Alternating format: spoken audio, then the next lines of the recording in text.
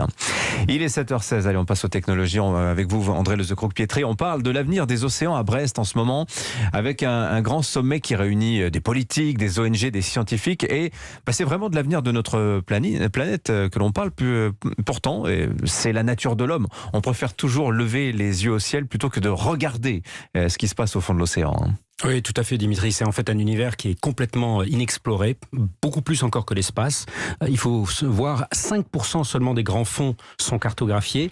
Et l'enjeu scientifique, il est vraiment vertigineux. Il y a seulement 1% des micro-organismes qui ont été étudiés, alors que les océans représentent 97% de la biosphère. La biosphère, c'est l'ensemble des écosystèmes mondiaux. Et c'est vraiment la plus grande pharmacie du monde.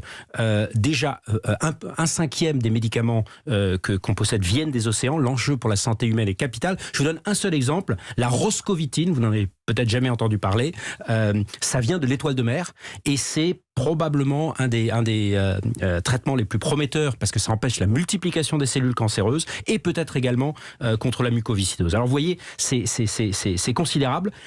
Toutefois, aujourd'hui, c'est plutôt pour des raisons stratégiques que l'on s'intéresse aux océans. C'est dans les mers que sont aujourd'hui les disputes, notamment entre la Chine et ses voisins. C'est dans les mers froides du pôle que se dessinent les nouvelles routes commerciales. On parle beaucoup du gaz russe en ce moment.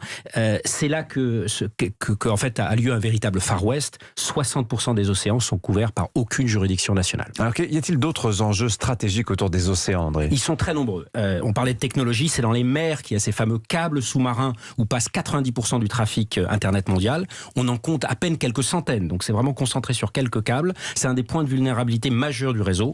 C'est dans les mers également qu'on pourra se nourrir avec une certaine forme d'épuisement des terres agricoles et qu'on stoppera probablement aussi la pollution plastique. Elle a infecté aujourd'hui toute la chaîne alimentaire. Alors ça va faire un petit peu peur, mais aujourd'hui on estime mal les conséquences sur la santé. On considère qu'on ingère environ 5 grammes de plastique par semaine. C'est en gros une carte de crédit que vous ingérez tous par semaine à cause de ça. Et enfin, on parle de transition énergétique. La pression sur les matériaux rares est énorme. Le nickel, le cobalt pour les batteries, pour les éoliennes. Et les océans sont un enjeu colossal. C'est au fond des océans qu'on trouve des quantités astronomiques de ces minerais. Évidemment, c'est très controversé parce qu'on n'a pas envie de faire au fond des océans ce qu'on a fait dans les mines sur la surface. Faut-il les exploiter, les océans, ou bien les sanctuariser? Telle est la question. Il faut comprendre aussi que les océans sont un allié dans la lutte contre le réchauffement climatique. Oui, et c'est probablement une partie de la solution pour tout l'enjeu du climat. Ça capte 25% du CO2, 70% de l'excès de chaleur sur Terre est capté par les océans, c'est 50% de l'oxygène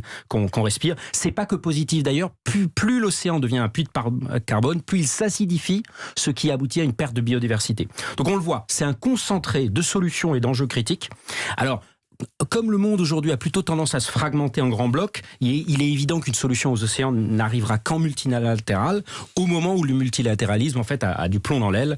Regardez la COP26 qui a eu des résultats mitigés, les conflits militaires, ou alors une OMC malheureusement inexistante dans les disputes commerciales. Donc il faut véritablement que les océans deviennent et redeviennent un enjeu central de société, mais surtout politique.